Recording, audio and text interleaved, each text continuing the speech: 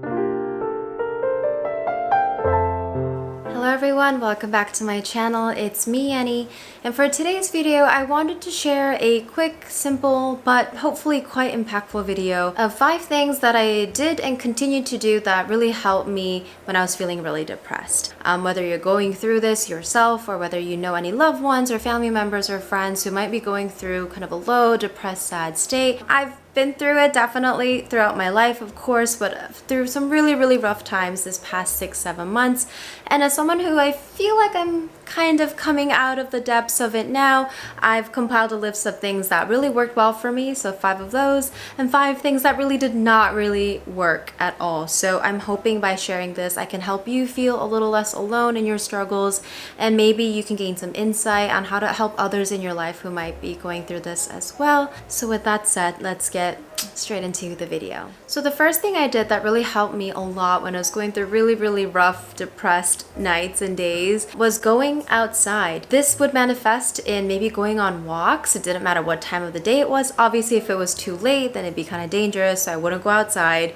But if it's in the middle of the day and I'm just feeling kind of drained, and sometimes when you're feeling really low and depressed, your mind and your heart just feels so heavy that it feels like your physical body can feel the weight of gravity just because of how heavy everything feels. And it might be the hardest thing to want to get out of bed or off the couch to go outside, but it helped me so much to fight through that mental wall, to, even if I didn't want to just mindlessly put on a pair of socks. Some days I would just go on like an aimless walk, look at the trees, look at the flowers. Other days I would give myself a task where I'd walk to the local convenience store and pick up milk or eggs or something like that. It really helped me so much, and I believe it came down to something about like disrupting your physical environment, because when you're in a place in your mind and in your heart, sometimes it really helps to just get a breath of fresh air, first of all, going outside, also being physically active, which I'll get into with point 2 as well, just walking, right, being outside. It really helps to just disrupt your environment and go somewhere else physically. So going outside helped me quite a lot. And the second thing that I did that I already sort of alluded to was exercise. I know, I've always been that person that I've never been an exercise person, and I don't know why I always thought that was like, that's just who I am. Maybe that's like the naivete of being in your early to mid 20s, but in my late 20s, I did start feeling like maybe I need to incorporate exercise a bit more in my life. And especially this past year when I was going through some of the darkest moments of my life, I started working out, not because I was like, oh, I want to look hot or I want to get fit. It truly came from a desperation for endorphins. Endorphins are chemicals that are produced when you exercise, and endorphins make you happier. So I'm depressed. I don't want to be depressed anymore, and I knew scientifically that exercising would lead to endorphins. So there were times where I was just really desperate to not feel how I felt, so I forced myself to go work out. And yes, science is right as usual, and as silly as my resistance was, it made sense. And at first it wasn't the easiest. However, the more I worked out, the more I felt those endorphins, and the more exercising became fun for me.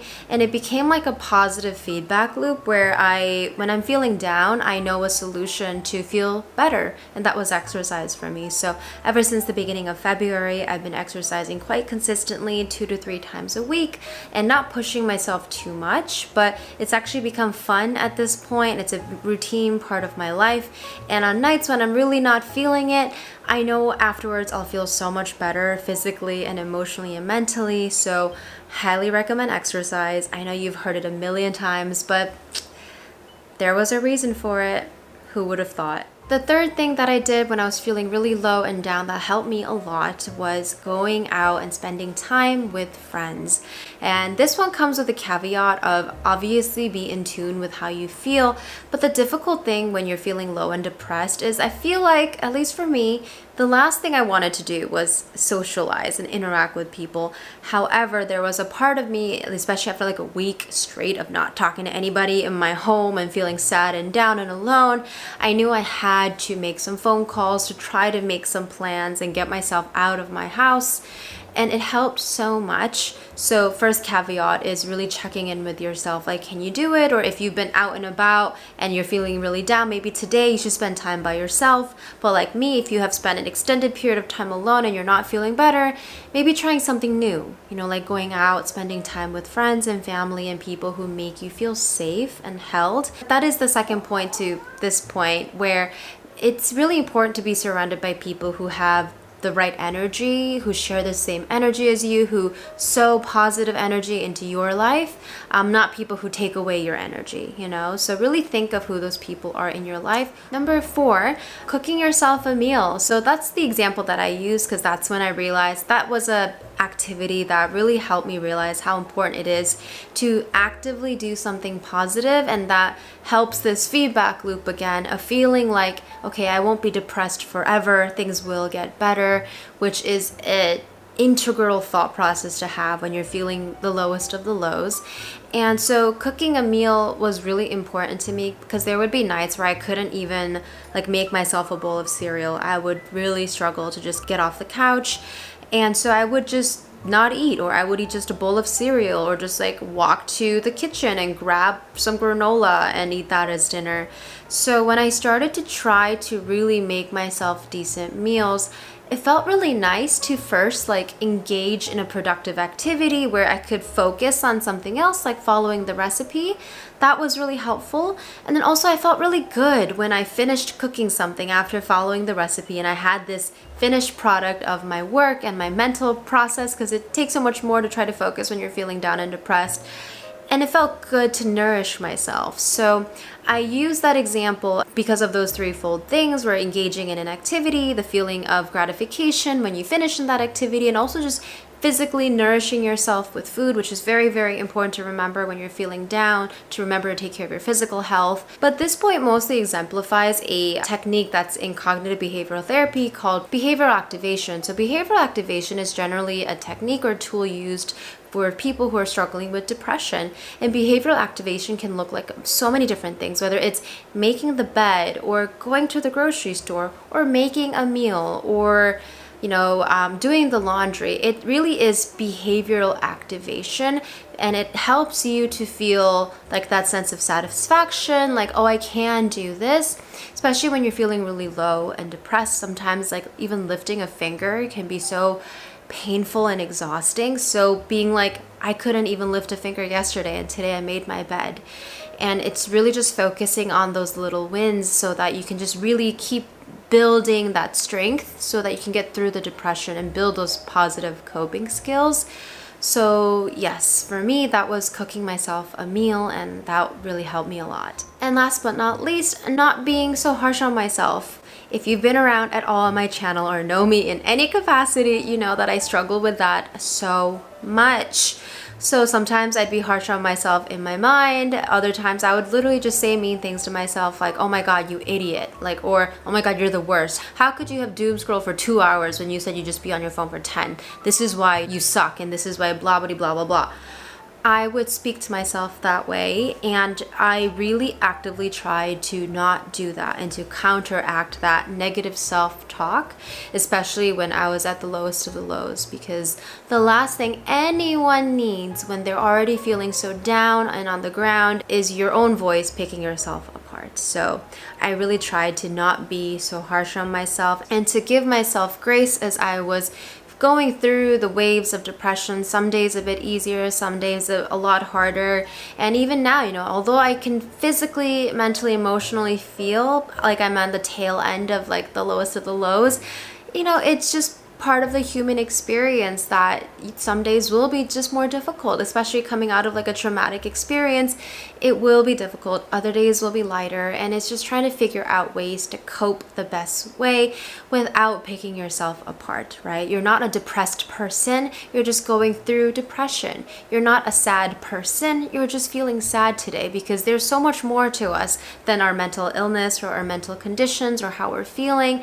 And I can say that so easily about other people, and now I'm really learning to say that about myself. So there are some things that didn't work for me, obviously, when I was going through my lowest of the lows in my depressed state. I'm not going to go into these too detailed, but social media doom scrolling did not help.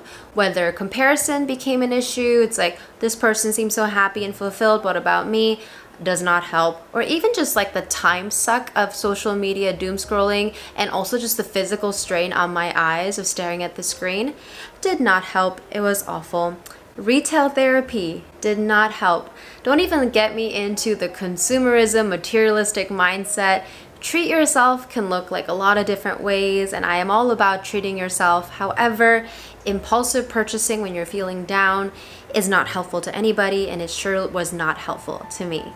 I've had to make multiple trips to make some Amazon returns after some impulse purchases I made late at night when I was feeling down. So I've definitely learned my lesson on that. And another thing that didn't really work for me was creating extravagant, unrealistic plans. So if it's hard enough for me to get out of the apartment, I don't know why some days I thought I could have a million plans on one day. And I applaud myself for the ambition, you know. However, it kind of created unrealistic expectations for myself that I obviously could not fulfill. So some days that would lead me to feeling really bad about myself for not being able to fulfill unrealistic expectations. So it's like that self-fulfilling prophecy that does not help. So being realistic about where you are in your healing or in your mental health journey is really, really helpful. Distracting myself in work also was not helpful. I felt like a zombie. I would doom scroll on social media, sleep, maybe eat and work. And that after a chapter of that, I was like, why do I exist? Yeah. Distracting with work and becoming a workaholic was not helpful for me, and I have a feeling it won't be helpful for anyone else either going through this.